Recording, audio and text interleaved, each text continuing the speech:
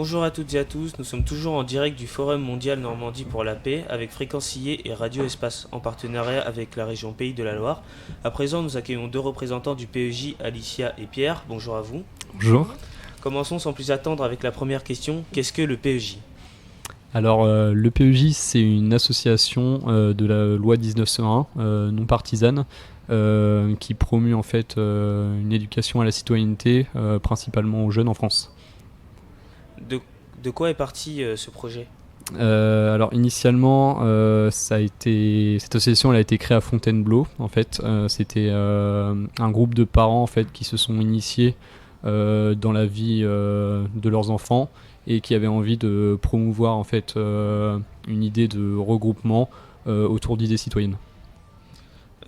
Comment y êtes-vous entré au PEJ ? Alors personnellement, je suis rentrée en seconde lorsqu'il y a eu mon lycée qui m'a contactée pour rentrer à une session. Et on m'a présenté ça comme pour discuter différents projets d'actualité qui pouvaient nous toucher.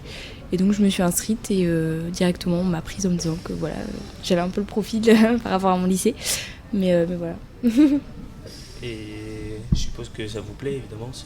Oui, parce que je trouve que par rapport à notre initiative en tant que jeunes, c'est un peu notre devoir d'un peu s'inquiéter de ce qui va se passer plus tard. Et par l'intermédiaire du PEJ, ça permet de nous ouvrir sur le monde directement.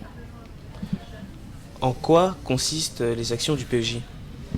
Tout au long de l'année, on organise différents formats d'activités.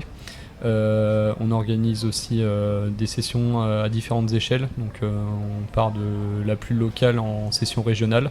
On crée aussi des sessions interrégionales, des sessions nationales et des sessions internationales, auxquelles tous les comités nationaux de l'Europe peuvent participer. Et savez-vous jusqu'où cela s'étend environ ? Tous les pays membres de l'Europe déjà, pour commencer, ont un comité national. Donc on échange relativement souvent entre chaque comité pour faire transmettre des participants et essayer de donner l'envie aux membres de participer sur toute l'Europe. Et aussi ça s'étend aussi au-delà des frontières de l'Europe, notamment en Tunisie. Lorsque vous traitez des sujets, vous traitez toutes sortes de sujets ou vous avez des sujets ciblés, prévus à l'avance, etc. Alors, on a des commissions en fait dans nos sessions de simulation parlementaire qui se prévalent de différents sujets. Après, ça peut, en fonction de chaque session, il y a un thème qui est retenu. Donc, ça dépend. Des fois, ça peut être, admettons, le numérique, l'environnement ou l'éducation au sens le plus global. Et quelle méthode utilisez-vous pour sensibiliser les jeunes au sujet traité ? Alors on part vraiment sur le principe d'essayer de simuler au mieux le Parlement européen. Après on échange beaucoup, on fait beaucoup de brainstorming. Et l'idée c'est vraiment d'échanger chaque point de vue, de les confronter, parce que chaque point de vue est intéressant et le but c'est d'arriver au final à une idée globale et que tout le monde soit en accord avec celle-ci.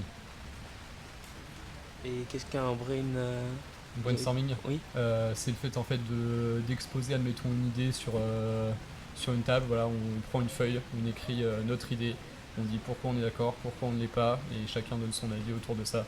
Et admettons, on peut poser un sujet et on va poser, admettons, des mots-clés autour de ça, et après pourquoi on est d'accord, pourquoi on n'est pas d'accord par rapport à ça. Savez-vous actuellement combien le PEJ compte-t-il de membres ? Alors, il faut savoir qu'il y a plusieurs comités régionaux en fait et une association nationale. Donc, au total, on doit être environ 400 membres, quelque chose comme ça, sur l'ensemble de la France. Et au début, au lancement du projet, vous étiez environ combien ? Il n'y avait pas grand monde, hein. je suis d'accord. On devait être une vingtaine, bon, ça remonte à une trentaine d'années. Donc, il y a quand même une progression qui a été remarquée. Quels sont vos objectifs pour cette année 2019 ?